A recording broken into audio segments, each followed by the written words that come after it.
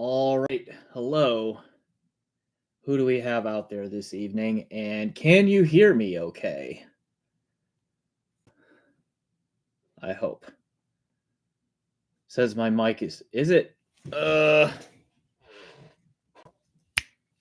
This should be picking it up. All right. Welcome everyone. This is going to be live stream number 3. We are following up podcast episodes. So if you're hopefully familiar at this point, I have a new podcast out called Making Waves with WaveTheory. The most recent episode was released back on October 1st, a little bit longer between the episode release and live stream this time, just because I've been busy. And so, but getting to it this time or here tonight. So in the chat, please feel free to ask questions following up on that conflicts of interest episode with Lachlan over at Passion for Sound. And so, yeah, please type your questions in the chat. And let's see, it looks like there is one already. Triamp MiFi says, balanced headphones do not use common mode rejection at the ear cups, do they? All right. There's actually no such thing as a balanced headphone. Okay. So no, they don't do common mode rejection at the ear cup. Okay. Hi Feliciano. Welcome.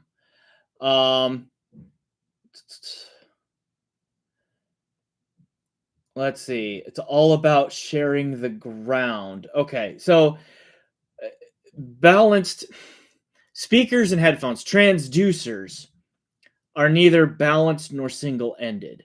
They just have two electrical contacts in them, one labeled positive, one labeled negative.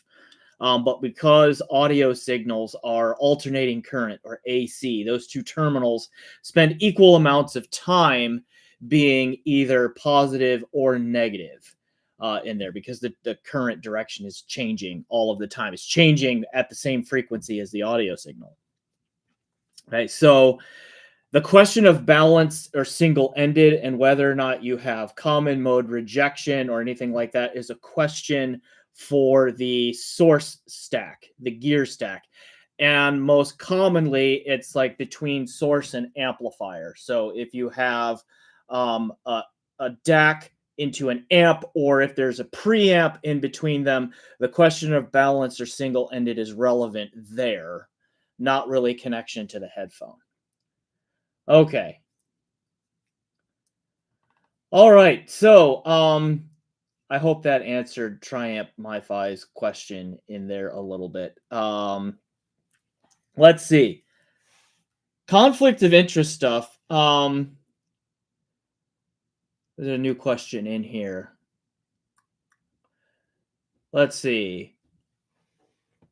Papusi says, saw you award Asgard X winner in latest video. How does that compare to Pietus Maximus? Pietus Maximus is a really good headphone amp. I put it basically on equal footing with the Lake People G111 Mark II, which is also a really good headphone amp. In that review, though, you saw me, or in that roundup, no, actually, it was in the review for the Asgard X, I should say. In that video, I was like, the Asgard X to my ears it now outperforms the Lake People G111 Mark II with most headphones. The G111 Mark II might be able to drive a little bit wider range of headphones than the Asgard X. But if you give them a headphone they are both comfortable with, I think the Asgard X is a little bit better overall from its 1/4-inch output. I didn't love that halo output on it. And so therefore, because the Pietus Maximus is basically equal to G111 Mark II, then I would say the Asgard X is now the slightly better amp. Let's see. Okay, Feliciano says, yes, love my G111 Mark II per your recommendation years ago. Yeah, what was that? When did I review the G111 Mark II? That must have been like 2022? Probably in that range. That's like 3 years ago now. Hard to believe that we're in the last quarter of 2025 already. Let's see. Sean Liu 4 says, "Hey, Review Theory." Interesting. Do you have a favorite pair of ZMF headphones? If yes, which one is it? Probably Caldera Open so far. I have not been able to get in deep into pad rolling, mesh installation, and all of that on the Calderas yet. So who knows? The closed back version with the right set of pads and tuning meshes and all of that could overtake the Open, but at least in terms of stock config, I have liked the Caldera the most so far. And Michael Ever the Troll says that it's really the Verite close. Yeah. Where's the kick button on this? How do I boot somebody out of here? No, I'm just playing. That's all right. Okay. Okay, Triumph MiFi. So how can a 4.4 TRRS use a 6.3 TRS adapter? It's just merging the two grounds. Okay. It can't always. There are some amplifiers that won't like using an adapter from 4.4 millimeter Pentacon to 6.35 millimeter. I should say that's if the yeah, that's right. Right. Yeah. Okay. Like for example, what was it? There was one that I had that just did not work really well on. Death and Ray Listening M1, I believe it was, did not like you using an adapter to go into its 4.4 millimeter input or output, I should say. Now some amps can do it, and that is because they use the 5th electrical contact on the Pentacon to handle the shared ground. So yeah, essentially merge the grounds, as you say there. But again, not everyone, so you got to be careful.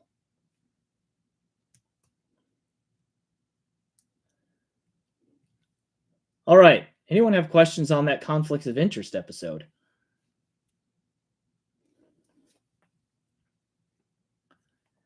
While you think of one, there were a couple of areas of conflict of interest that Lachlan and I just didn't have time to get to. I mean, we talked for nearly an hour and a half and didn't get through, at least in terms of deep analysis on everything.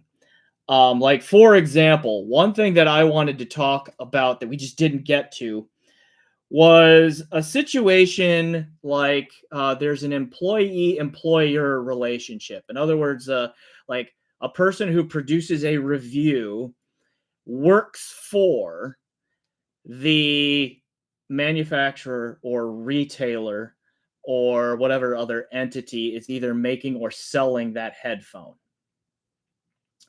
Okay. Let's see. Paul Gross 682 says, "Thought you both did a great job on the conflict of interest discussion." Thanks. I appreciate that. I really enjoyed talking with Lachlan. Like, I think you could tell we were having fun during the conversation too.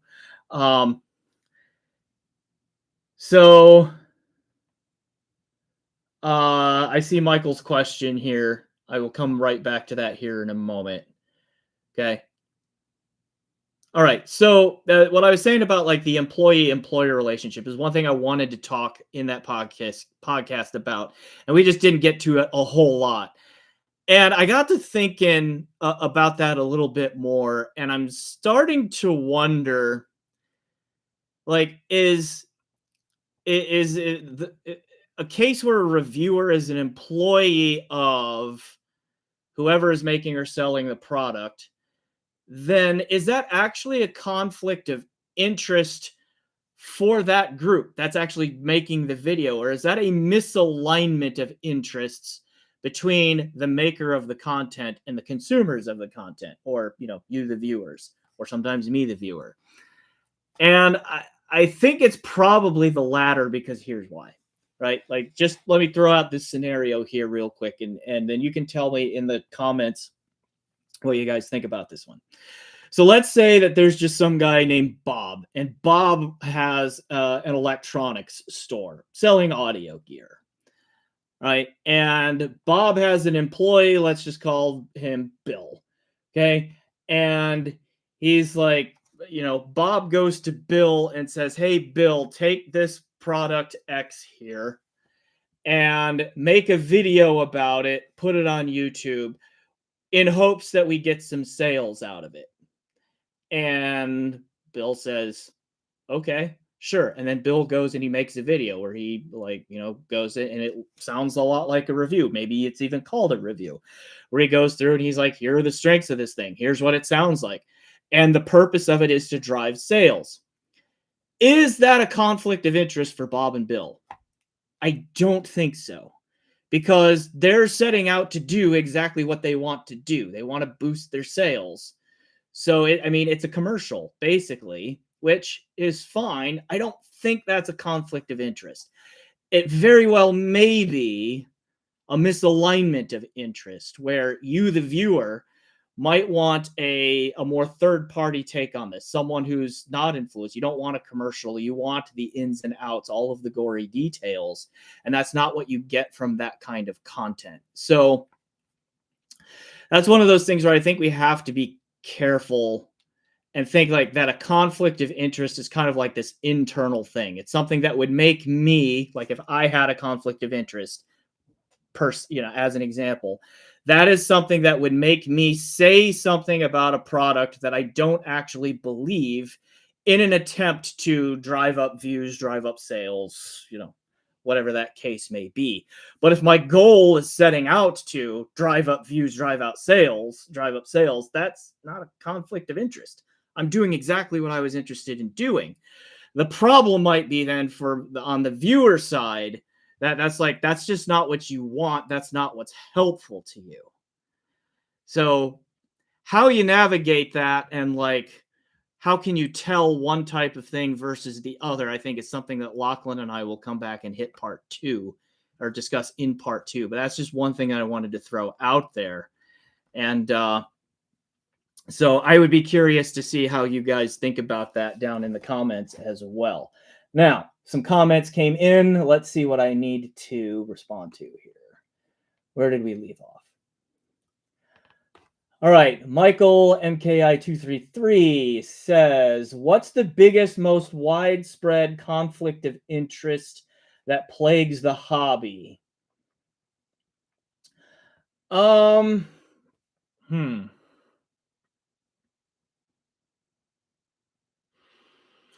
was kind of thinking about this a little bit leading up to this live stream in terms of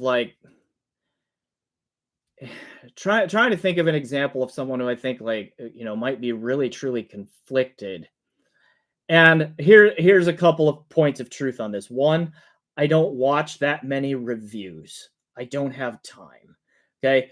One is I have a personal policy of I try not to watch reviews of products that I know that I am either going to be getting or will very likely be getting into review myself. I want to come into it with as uncolored an opinion based on what's going out in the review sphere as I possibly can. The internet being what it is, and the internet age being what it is, and and I'm on HeadFi. I peruse the threads on there. I look and see what's going on, and so I have an idea of what the general sense of some items are sometimes. I can tell when there's a hype train forming. I have on my head the Horizon Close Carbon from SJY. I could tell that there was a hype train setting up on this before I got it in for review. But I purposefully avoid reviews going into it. So that's one reason I don't watch many reviews. The second reason is even when I am done with something, and I just usually don't have time to go back and watch a whole lot of other reviews because I'm on to listening to the next thing that I have to review, right? So keep what I'm about to say, like keep that context in mind as I answer this question about what's the most prevalent conflict of interest in reviewing right now. Um and so like what I can tell you is like from a lot of the guys or reviews that I do watch and follow sometimes, like I watch Lachlan stuff. I watch Amos or Kerwong stuff. I will watch Cameron or Golden Sound from time to time and so far. And like I think that those three guys in particular and several others, even a lot of the headphones.com people, because I defended them in the podcast episode. I don't see a lot of conflict going on. Honestly, they're pretty genuine, all of them. Now, I don't always agree with them. I sometimes think that their ways of thinking are not as complete as they think they are, and they very likely think the same of me for whatever reason, and so forth. But I don't see a whole lot of active conflict of interest going on there. Now, that's a fairly small subset of the review channels out there. I should mention Dave, the Honest Audiophile. I watch his stuff a fair amount too. Anyway, and I don't really see a whole lot of conflict that's easy to spot anyway. If I had to guess though, and this is a little bit of speculation, is just that a lot of us also, we have relationships with suppliers. And suppliers could be either retailers or people who make the gear, right? And there is just this natural tendency to want to keep those relationships positive and keep them going. And so my guess is that the most common conflict of interest probably is that just the natural inclination and desire to maintain positive relationships with people that you work with in one form or another. Okay. I'm not aware of any of very many of us reviewers being directly paid by a maker or a supplier. Like I know I'm not. I don't think very many are, if at all. Like for example, so I think that's a fear of a conflict of interest that I don't think actually happens much at all, if ever, and so forth. So anyway, those are some thoughts on that one. Thanks for the question, Michael. Let me see what else is out there. That must be is closed. Feliciano 12B says that must be is closed. That is a conflict. I'm not following that, so please elaborate on that a little bit. Funfi Empire. Hey, Professor. Thanks for all the hard work creating regular content. You are welcome. I don't have a conflict as I am trusting, as I am a trusting soul. Okay. Question. How much do you change up your review method? Keep it interesting for you. My method is actually fairly well set, I would say. When I get a piece in, I got to tell you, for like, if something just arrives, I don't always get a chance to listen to it right away because I've got 3 or 4 or more things ahead of it that I have to push out before I can really get to it. But when I take something out of a box and start to listen to it, I try to give it several hours of like where it's the only new thing in a chain, if I can, and just listen to it and just acclimate for a while. And then that also gives me an idea of just that acclimation phase. I have a huge playlist on Rune that's like 3,800 tracks of just stuff I like. I hear something I like, I dump it into this playlist and I shuffle it. Okay. And so I'll just, start playing that stuff. So all kinds of musical genres in there that I listen to. And so during that acclimation phase, like, I'll be listening and, tracks will come on that I wouldn't normally think to listen to. And they may present something to me that I need to go back and check on later. Okay. So anyway, several hours, maybe even a couple of days on that. And then I start asking the question, okay, what gear do I have around that is like of a similar type and price to whatever product I'm listening to, and try to do a comparison on there. And like I've made sure that I have kept gear on hand at various price points and of various types, just to make sure that I have a good strong reference point at just about every level. Like we talked about the G111 Mark II amplifier from Lake People a little bit ago. That was like my reference mid-fi amplifier for about 3 years, and now that might be the Asgard X. Right. That's just one example. You know, Bifrost 2, Shit's Bifrost 2 has been a reference DAC in its price range for me for a while. You know, that kind of thing. Just keep a piece like that around so I can do those comparisons. And so that's been the method. What changes up for me in the review process, if anything, is just like the tracks that I use for critical listening, to actually go back and say, okay, I am listening for detail retrieval. I am listening for staging. I am listening for bass impact. You know, those test tracks I switch up a lot so that test tracks that I use don't go stale, right? Because I do have to enjoy listening to it and have fun with it there. So that's a good question, Funfi Empire. Thanks for asking that one. I hope that's an answer there. Okay. Feliciano 12V says, that's marketing lol. Why should reviewer do that? Even if on payroll, that is deceiving for viewers. Okay, that's in response to the thing that I was just discussing. And then I think someone, Michael MKI 233 followed up, replied to that. Not if they are upfront about them being a retail operation and they are reviewing, in quotes there, a product that they sell. That's not a conflict of interest. Okay, and Fun Fight Empire says, AKA Crazy Lenny. I don't exactly know what that means. Sorry, I'm not always up on that stuff. Okay. So yeah, I mean that's what I mean. Like why I was talking in there. Like I don't know that the employee-employer dynamic is necessarily a conflict of interest for that employee and employer. They might be doing exactly what they set out to be doing, which is by definition then not a conflict of interest. It's a misalignment of interest between what they are doing, what their goals are, and what your goals are. And that is something to watch out for. But I don't know if it's necessarily a conflict of interest that would make them say something that they wouldn't have set out to say in the beginning or to start with.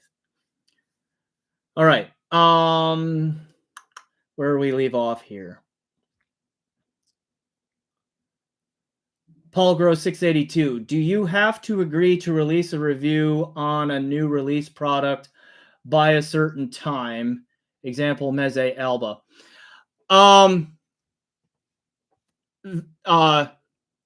No, you don't have to. In the case of something like the Meze Alba, and this has happened to me a handful of times here, not super often, but in the case of a Meze Alba, what often happens is they send out the unit for review before the official release date.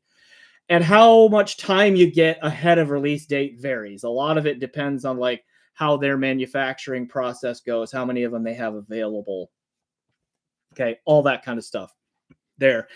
And they will usually say, if at all possible, can you please get it done by such and such a date at such and such a time? So far, I normally have been able to do that. But I don't think there's like, it's going to ruin the relationship or anything if it comes out a day or two after the fact there.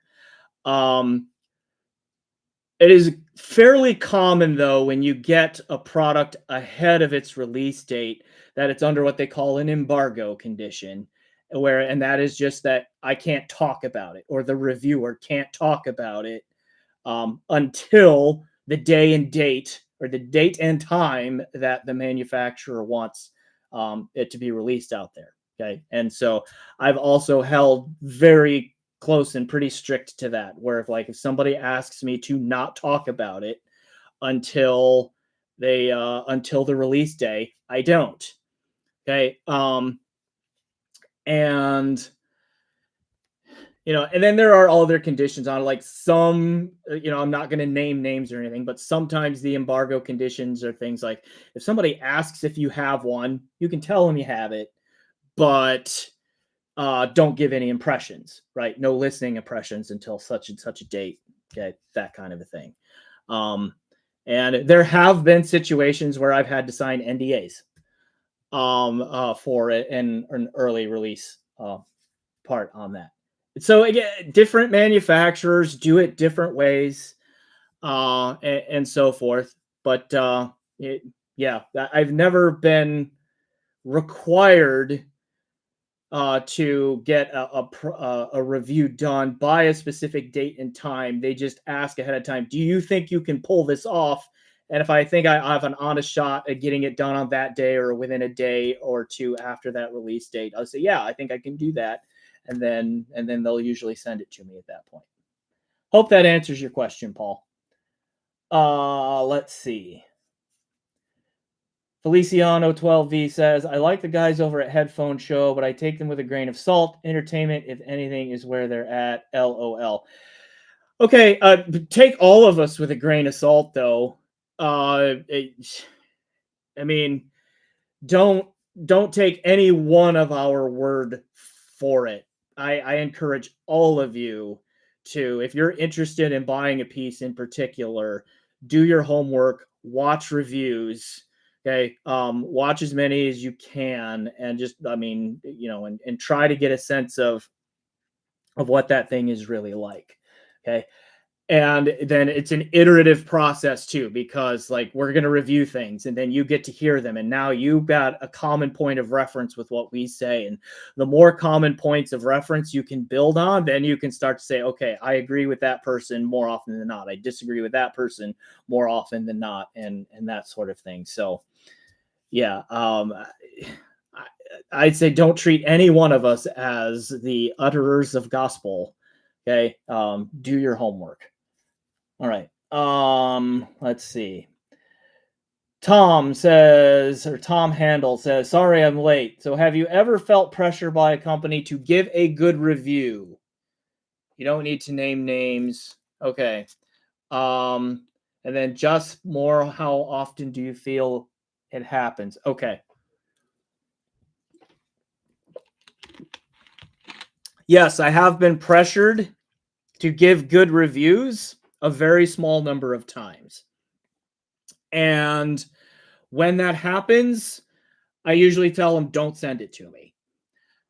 Let's see. There was an example, and again, I'm not going to name names here, where it was a headphone though, and they were like, "Hey, do you want to review this one?" And then they were, and I told them, like, basically anytime someone new reaches out to me, especially early on when I was less well known, and I'm still, not hugely popular, but early on when I was less well known, I would respond back and say, sure, here are my conditions. And the conditions were always where I get complete editorial freedom. That's non-negotiable. Okay. And, a few other things and I told him, like, I don't expect you to, I don't want you to pay me directly. You can give me the product if you want. It's not expected or required. And I'm not going to, give you good or bad report based on whether or not you let me keep the piece. Okay, that sort of thing. I would explicitly lay all of that out. And I did have one company, they wanted to send me a headphone, and they were like, well, in watching your reviews, which I was kind of impressed by, because I don't know if they always watch my reviews before they send me stuff or not. I think a lot of retailers actually just take a shotgun approach and just throw it out and see what sticks. Anyway, they did say that we think there's going to be an aspect of this headphone that you may not like. So we're interested in sending it to you, but if you don't like it, just don't review it. And I was like, then don't send it to me. I don't want to go down that road. Okay. And so they didn't. Okay. Has that sort of thing happened often? No. But has it happened? Well, yeah, I just gave you an example of it happening. Okay. Outside of that, I have oh, thanks, Tom. Really appreciate that. Okay. Outside of that, I have, because I am not afraid to do a negative review if I think it is warranted. I have upset some people, okay, who have, gotten upset with me, and sometimes I've been able to patch that up and have gotten more stuff from that group, and sometimes I haven't, right? And we just, like, if I upset them, there are some that I have probably driven away. Don't know if I will ever get things back from them, from them again, and that's fine. Okay. Yeah. Let's see. Where did we leave off here? Tom then said some reviews get to keep the thing they review, which I think is a form of being paid. I actually agree with that. Okay. And Lachlan and I did talk about this in the video. Is like, this reviewing gig is more work than I think most people realize. Like, it is a lot of work, and I easily can drop well over 40 hours of work a week doing this review gig. Okay. I mean, by the time you add up all the listening time and dealing with the logistics of shipping and receiving, and then all the time, filming a video, editing a video, doing live streams, making podcasts, I mean, all of those kinds of things, which are all, most of them are fun. Well, I don't really love the video editing part, which is probably why my videos always look a little clunky. Okay. But you put all of that together, and yeah, it's a full-time job with ease. And so, like, if somebody wants to give me a piece, like, they just send me something, and then I get to keep it, I don't complain a whole lot, because it's at least a little bit of something resembling compensation. Now, do I get upset with them if I don't get to keep it? And does not keeping it mean that I'm going to be more harsh on that? Not intentionally, certainly not intentionally. Okay. But yeah, that's true. So I mean, like, I do agree with you, Tom. It is a form of being paid in a sense. It is a very limited usefulness form of compensation. All right. Another Tom. This one's a major Tom. So should we call the other Tom minor Tom? Oh, anyway. Yep. I need my kid to say the dad jokes thing every time I do that. Anyway. All right, I'm just getting into headphones, amps, and DACs. I play video games and prioritize pinpointing sound effects around me. I have an HRTF plugin for FFXIV. I guess I don't know what that is. Oh, is that like Final Fantasy 14? Is that what that stands for? Anyway, I'm thinking Mjolnir, Gungnir, and HE1000 SE. Thoughts? Okay, yeah. Thoughts? That's an awesome gear stack. Gungnir, Mjolnir, HE1000 SE. Awesome. And if you want spatial, like, imaging and all of that, that stack's going to deliver in space, particularly with that HE1000 SE. Very holographic on that. Hey, thanks for the sub and thanks for the money there, Gossip Mime. Appreciate it. All right, let's see.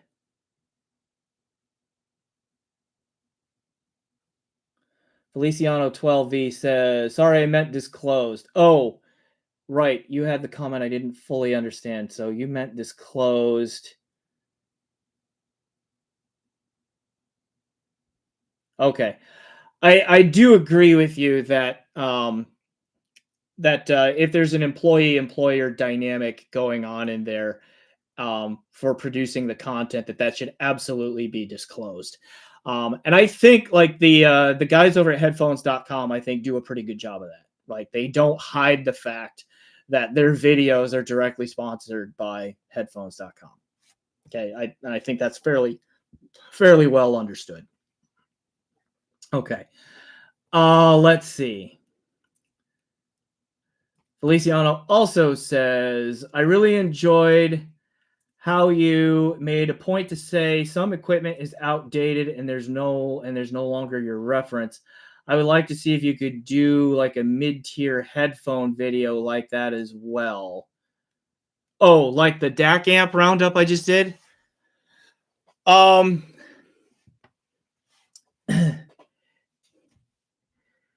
That is, roundup videos are hard. Okay, I'm gonna like, and they're rare because of the limited opportunities you get to do them, right? And like, so I mean, enjoy them when you can get them, because I just happened to get lucky that within about a 2-year span, from like late 2023 to here to late 2025, I got to hear those 9 different units that I had in that mid-fi DAC amp roundup in there. And that's a really strong cross section of the market. Is it everything? No, because like I didn't have the JDS Labs Element 4 in there, for example, which and that's that sort of thing. But 9 is a good number, right? Like that's a good cross section to have in there. Okay. But it's hard, like, to get it all get all the units in there and review them in a time window that makes sense does not happen very often. So could I do like a mid-fi headphone roundup? I could, but there are so many more like $500 to $1,000 headphones out there than there are DAC amps. Where do I draw the lines? Can I get enough of them for it to be credible? What am I leaving out? Am I leaving too many of them out to be worthwhile? Those are always the questions to wrestle with. So I only move forward on a project like that when I feel like I have a reasonable enough and current enough cross section of gear to make meaningful comps and comparisons across the board with. Okay.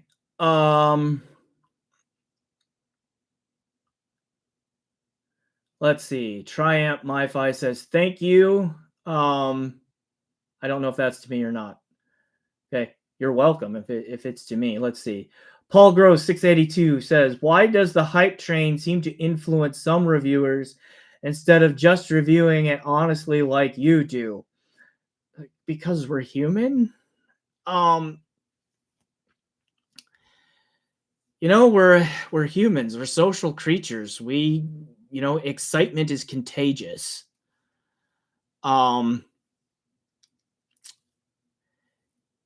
It takes a whole hell of a lot of effort to fight off that excitement, just a general buzz about a thing, and say, what is it really like?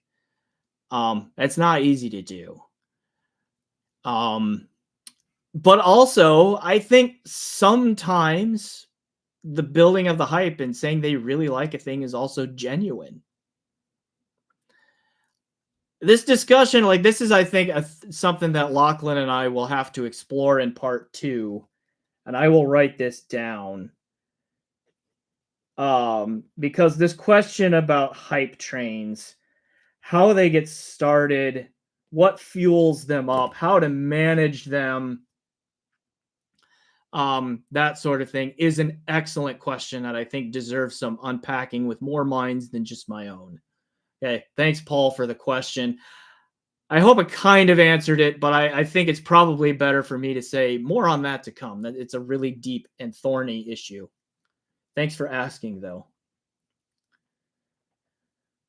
Let's see. Sensory Expanse says the video editing part is task paralysis heaven for real. I think that's what the FR means. I don't think frequency response makes sense in that statement. Okay. Yeah, I did. The video editing part for me is just one of the things that I have to do this job, and I don't love it. My dream one day, if I ever get big enough as a channel and can actually afford to do this, is I'm pretty sure the the local university in town has a film school in it, and I would love just to hire a college kid for them to and pay them to do my video editing on a part-time basis, so I don't have to do it anymore. Okay, but that's a long way off, and like I need more money to be able to do that. All right. Where are we at here?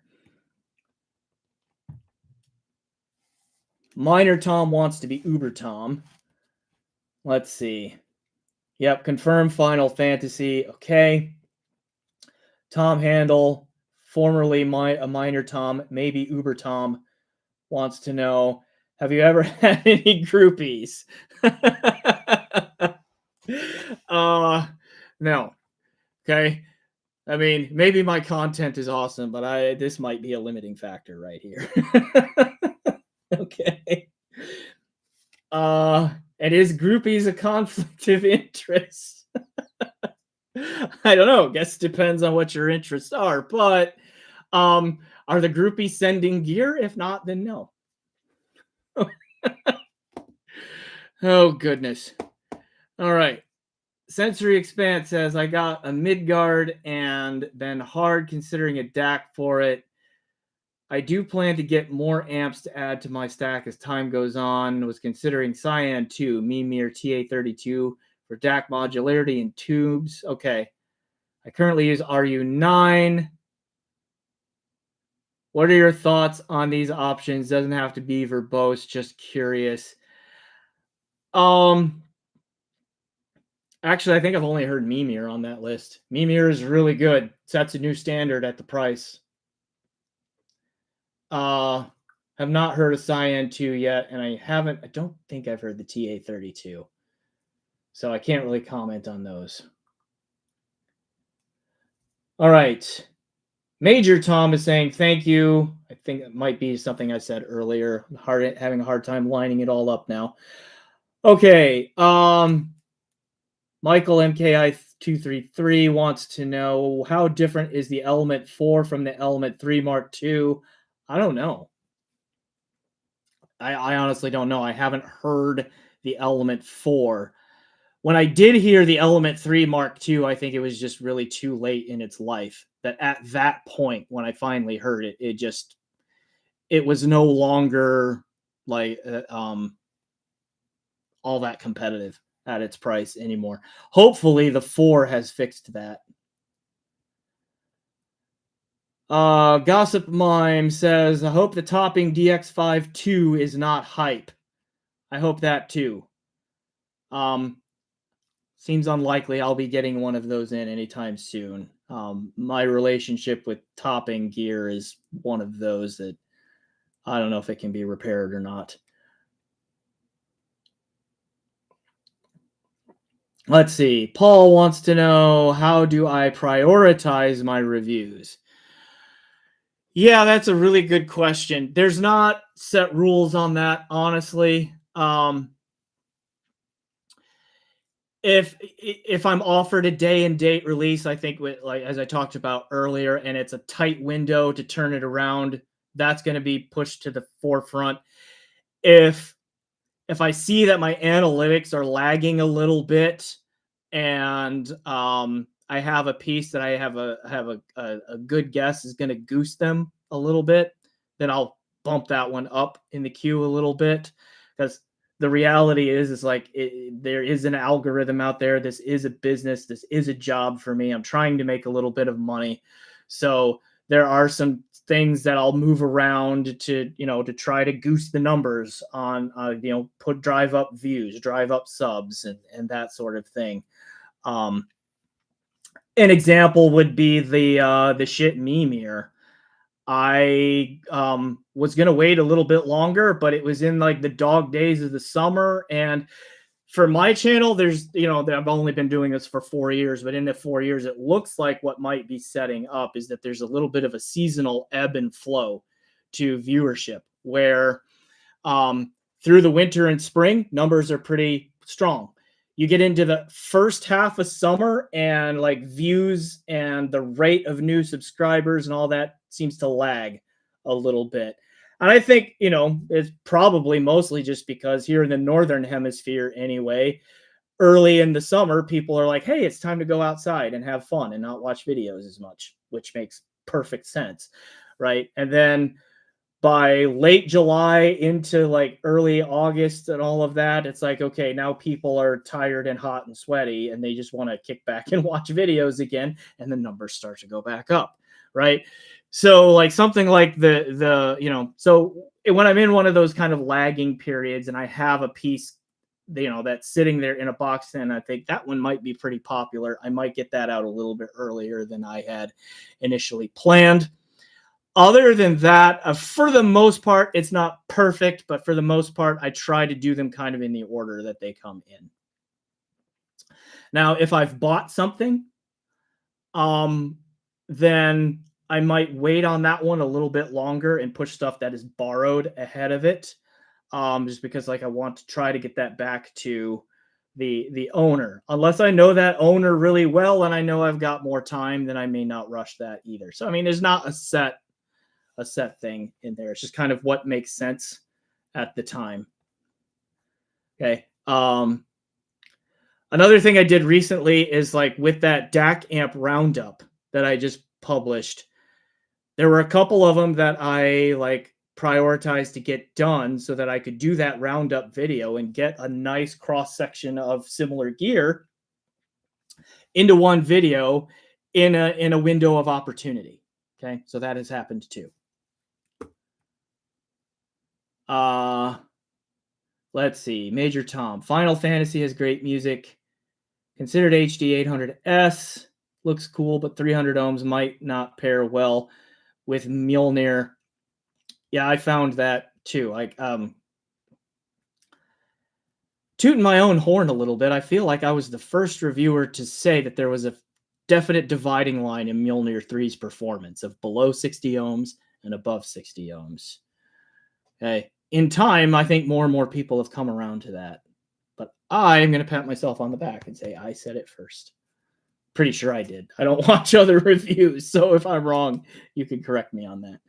Okay. Michael MKI233 says he takes what I send him and puts it at the bottom of the list. Yeah, sorry, Michael. I can see where you're coming from on that one, but everyone should give MKI233 a big thank you because he has sent me a number of pieces of gear to review and has been a big help. All right. Let's see. George Jimenez 9747 says, I'm planning on exchanging my Noir X for the HE1000 Stealth. Okay, I tried the Aria Stealth, but my ears were fatigued after an hour. Am I making the right choice? Ooh. Hard to say. I don't know that much about your preferences there. So I don't want to say too much on that, honestly, because I don't know enough to really give you a good answer. All right. Let's see. Tom, thanks, Michael.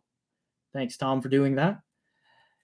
At JTB, hey JTB, how you doing? Thanks for being here tonight.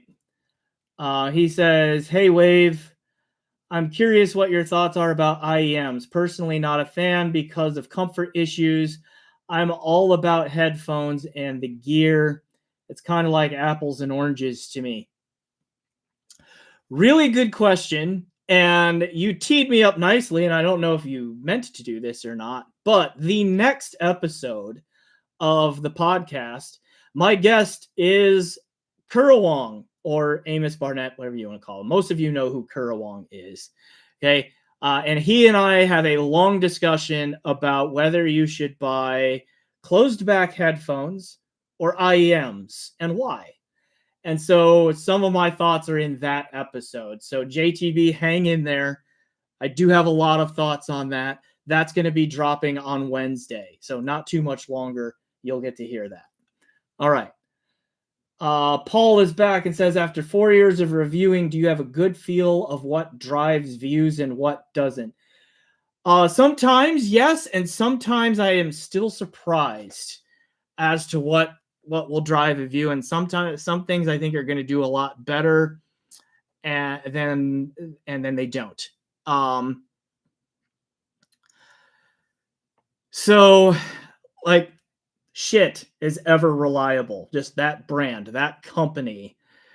Most of the gear that they put out, people are highly interested in. So if I get a piece of shit in for review, that sounded worse than I meant it to. Yeah, if I get that in for review, there's usually a pretty good chance that that video is going to perform well. Okay. Now it varies how well, but I don't think I've ever had a review of a shit product do poorly. Okay. At least in terms of the viewing numbers. Gishelli is another one of those where like reviewing a Gishelli product is almost automatic, running up the score on views and new subs and that sort of thing. Let's see. JTB just asked about IEMs. My IEM reviews tend to not be very well viewed. Okay, like I just published the review of the Fozzy IM4, and it's like near the bottom of the list in popularity out of my last 10 videos. Okay, for example. And that's not rare. That's usually what happens with my IEM reviews. Now, I don't review very many IEMs, so that does in part make sense. Okay. Let's see. What other trends are out there?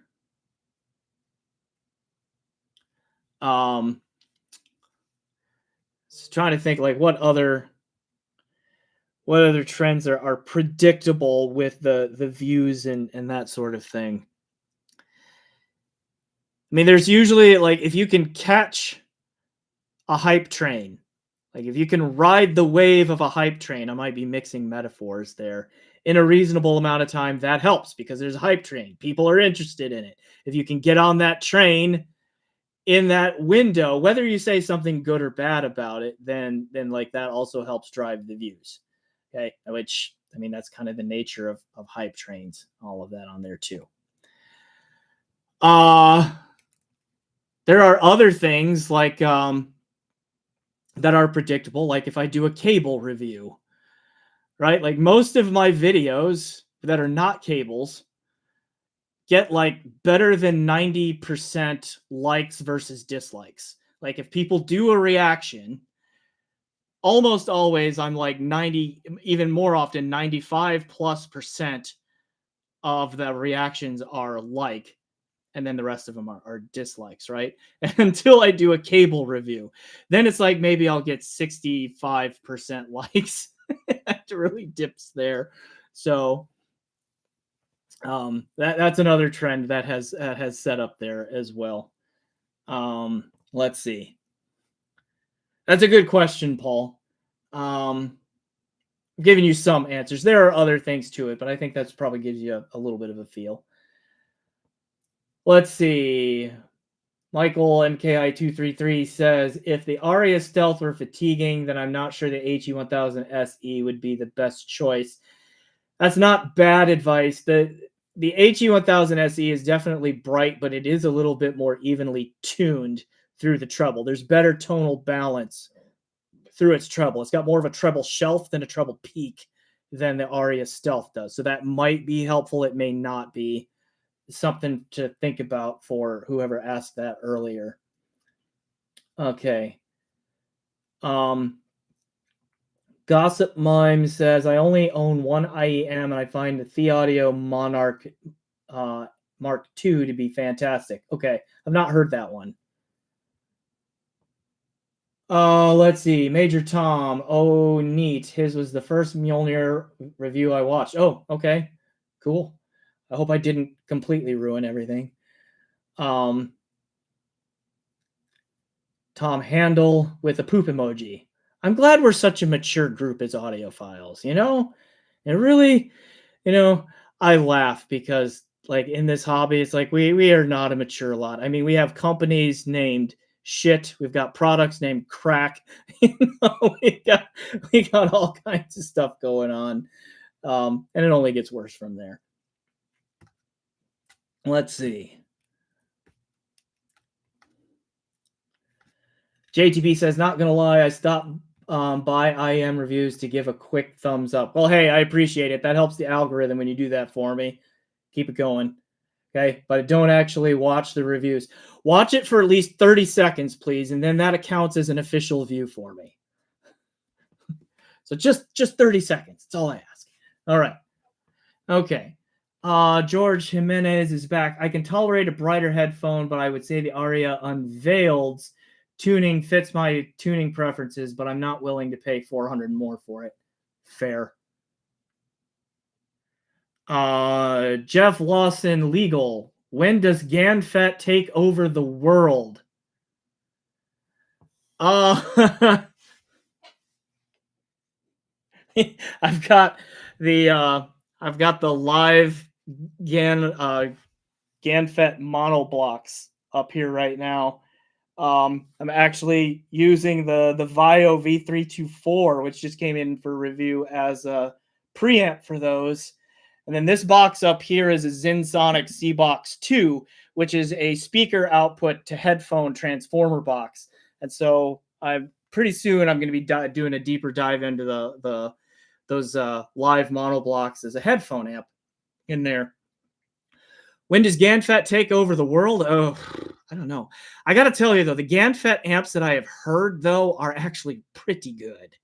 Okay? They sound pretty decent in there. And what I've heard of these lives so far is that they are no exception. They sound pretty fantastic. All right. Let's see. Where else? Where did we leave off?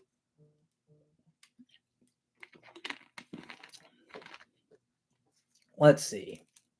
Tom says, I agree on HE1000 SE. Great headphone. Sure is. Major Tom says, in-ear monitor, question mark. I got a hook set with mics. The HRTF is like VR for ears. I'm not familiar with that model there, Major Tom, so I'll have to take your word for it on that one. JTV says, okay, you got it. 30 seconds and gone. Appreciate it, my friend. Thank you. Yes, this is a Burson Soloist up here. It currently is in stock configuration with just the basic, the entry-level op amps for it and the standard basic power supply. They did send me some V7 op amps to roll in there, which I will do, and they also sent me a supercharger power supply, which I will do. Right now, I'm just listening to it in stock form because you see I've got a bunch of other stuff here. Like I've got this pair of Flux Mentors here. That review should be out pretty soon. I'm wrapping that up, I hope. Then I've got the Hi-Fi McGolden Wave Prelude set up here. I've got the Vio V324. And then like I was doing comps of like kind of all of these similarly priced amps. And I also had the V281 in here a little while ago. Swapped that out for the Prelude just earlier today and so forth. So yeah, reviews on all of that coming out soon. And then I'm hoping the time works out, because we discussed this earlier, that, I mean, I've got the Flux Mentors here, the V324, I have the V281, here's the Soloist, there's the Prelude, I've heard the Ferrum Ore, I've reviewed the Hollow Bliss, and so forth. Like, I mean, I think you see where we're going. Like, it's going to be time to do a big roundup comp video of like $2,500 to $3,500 high-end headphone amps, because I've heard a lot of them. Okay, so hopefully you can sneak that in reasonable time. Okay, that Burson is Beefmaster 2000. Is that what it looks like? Okay. I guess it doesn't look any bigger, beefier to me. Like, these Flux Mentors are huge. They're like, the Burson's not that big. Let's see. Jin W. Park. Did Voyager come with the Fusion Core power? No, it did not come with Fusion Core. Charles Burson said they just didn't have one of those on hand to send me, but I did get the supercharger. I have not plugged in the supercharger yet, because to do so would take it beyond the prices of these other amps that that I wanted to do a comparison with. When I get to the review of the Soloist, I will check it with the supercharger. Rest assured of that. Let's see. Is Pietus Maximus a good amp to get side by side by Midgard if I picked up the Mimir? My guess is if you got a Pietus Maximus next to a Mimir, you probably wouldn't listen to the, or excuse me, next to the Midgard, you probably wouldn't listen to the Midgard much anymore. Let's see. JTB is dropping a song joke. Love it. Ground controlled Major Tom, your ear monitor, your circuit's dead. There's something wrong. Nice. JTB says, I have Burson V7 op amps in my Gishelli DACs, and they are excellent. Completely agree on that. Burson V7 op amps are amazing in Gishelli DACs. Okay, and I need to get a pair of shit tire in for that Roundup. That's their speaker amp, right? That monoblock speaker amp, the tire. I don't know their speaker stuff as well.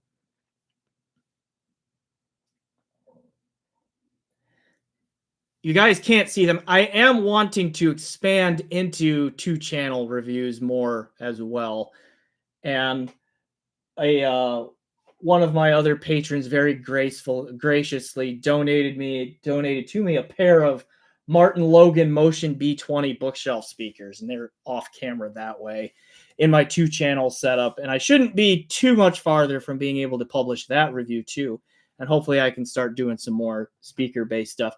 Not leaving headphones behind. Don't worry about that. But just like in addition to, like, start doing some more speaker and 2-channel stuff in there as well. Expand the audience that way. All right. The chat seems to have slowed down a little bit. Are we out of questions? We have been on here for a little over an hour, so that would make sense. JTB says, I think the shit Jotunheim 3 balanced amp is dropping on Wednesday the 15th. I'm seriously considering a Mimir and E03 stack. Is it really coming out on the 15th? I honestly have not heard.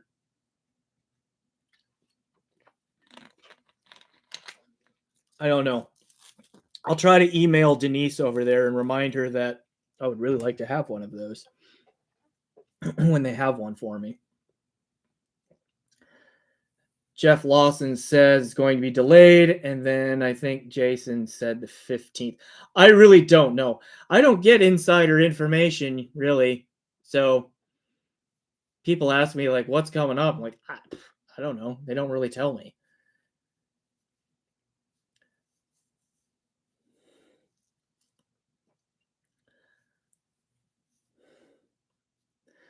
All right. Any other questions here in the chat?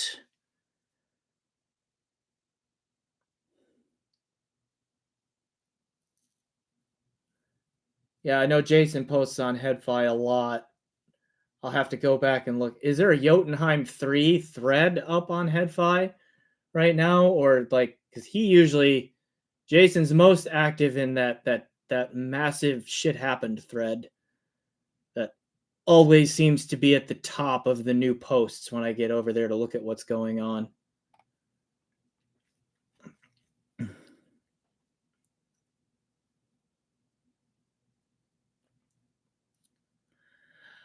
All right.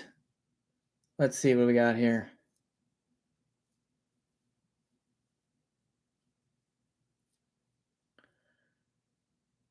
Oh, all right. So Jeff is saying that there is a post from Jason tonight that there is reason for a delay. Paul Groth says, appreciate all you do and how you do it. Keep up the great work. Thank you, Paul. I appreciate you being out there. Thanks for being on tonight and asking your questions. And let's see, we're still talking about the Jotunheim 3 here. Even if it releases on the 15th, expect it 3 to 4 weeks for shipping. The other thing is, like, for me to get a review unit, even if it did come out on the 15th, it could be weeks to months before I can get one because they'll probably sell out and they're going to prioritize a sale over a review unit, obviously, as they should.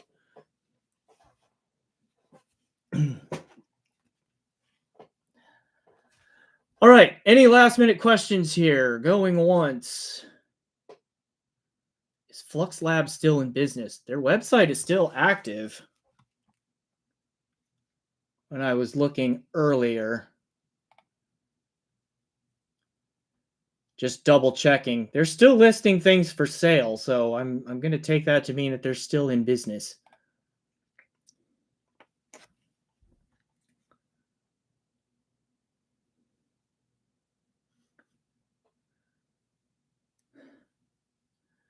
All right, questions going once, going twice.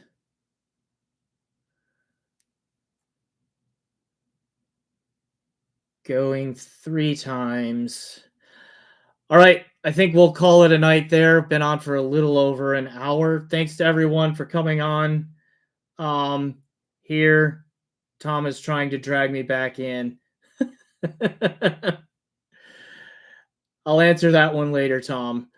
All right, we'll go ahead and end it there. Thanks for all who being on here. Good night, everybody. Oh yeah, enjoy the music. Hey, thanks, Jeff. Appreciate it. Oh, is the TT2 better than a Yigi without M scaler? I honestly don't know. I've not heard the TT2. I really don't know.